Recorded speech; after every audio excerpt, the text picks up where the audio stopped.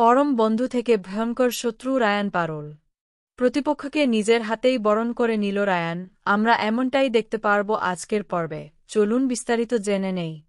রাজান মোল্লার গোপাল সবাই মিলে প্ল্যান করেছে পারুলদের কোর্টে যাওয়ার গাড়ি হাইজ্যাক করা হবে। এছাড়া পারুলকে বাঁচানোর আর কোনো উপায় নেই। সেই প্ল্যান মতেই তারা সকলে ঘটনাটা সাজায়। পুলিশও রাজানদের ফাঁদে পা দেয়, আর সেই সুযোগে পারুলদের গাড়ি নিয়ে পালায় তারা। পারুল তো ছদ্মবেশী রায়ানদের দেখে অবাক হয়ে যায়। এদিকে পুলিশও বুঝতে পারে তাদের ফাঁদে ফেলে পালানো হচ্ছে পারুলকে নিয়ে। সঙ্গে সঙ্গে তারাও ধাওয়া করে। পারুল তো কিছুই বুঝতে পারে না কি হচ্ছে। রায়ানকে সে চলে যেতে বলে পুলিশের হাত থেকে পালানোর জন্য অনুরোধ করে, কিন্তু রাজান কোনো কথাই শোনে না। গাড়ি থেকে বাকি লোকজনদের বার করে তাদের বন্দুক দেখিয়ে ভয় দেখাতে থাকে। রাজানকে দেখে পারুল বুঝতে পারে সে কিছু করে ফেলবে। পারুল ভাবতে পারেনি রায়ানের সাথে গোপাল মোল্লারও এই বিপদে জড়িয়ে নেবে নিজেদের। পারুল অনুরোধ করে পারুলের জন্য যেন তারা নিজেদের জীবন নষ্ট না করে, কিন্তু রায়ান কোনো কথাই শোনে না।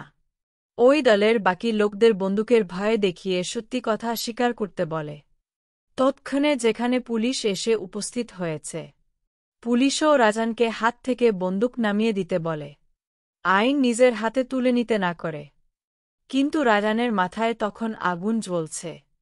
রায়ান স্পষ্ট জানিয়ে দেয় যদি তাকে জেলে যেতে হয় সে যাবে, কিন্তু পারুলের কে ক্ষতি করেছে আসল সত্যি জেনেই যাবে। এরপর রায়ান ভয় দেখাতে একজনের পায়ে গুলি করে। তারপরেই ভয়ে তারা জানায় শিরিন এবং শিরিনের মা পারুলকে ফাঁসানোর জন্য এ সমস্ত প্ল্যান করেছে। দুজন সাউথ ইন্ডিয়া থেকে লোক এসেছে আর বাকি দুজন কলকাতার লোক। তাদেরকে ভাড়া করেছে। শিরিনের মা মাথাপিছু 10 লাখ টাকা দেওয়ার কথা বলেছে তাদের।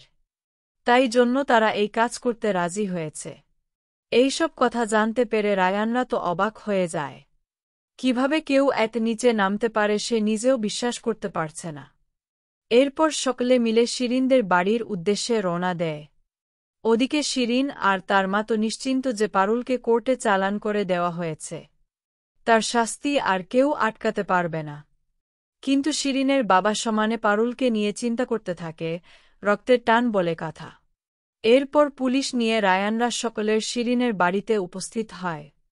শিরিন তো তাদের দেখে অবাক হয়ে যায়। এরপরে পুলিশ শিরিনের বাবার সামনেই জানায় পারুলের সাথে হওয়ায় অন্যায়ের পেছনে রয়েছে শিরিন এবং তার মা। এসব শুনে শিরিনের বাবা মেয়ে এবং স্ত্রীর প্রতি রাগ উত্তেজিত হয়ে পড়েন। নিজেই পুলিশের হাতে তুলে দেন স্ত্রী এবং মেয়েকে। এদিকে পরের দিন পরীক্ষা দিতে যাওয়ার জন্য প্রস্তুত হয়ে যায় রাজান পারুল। নিজের প্রতিপক্ষকে চ্যালেঞ্জ জানিয়ে বরণ করে নেয় রায়ান। দেখা যাক কি হয় আগামী পর্বে।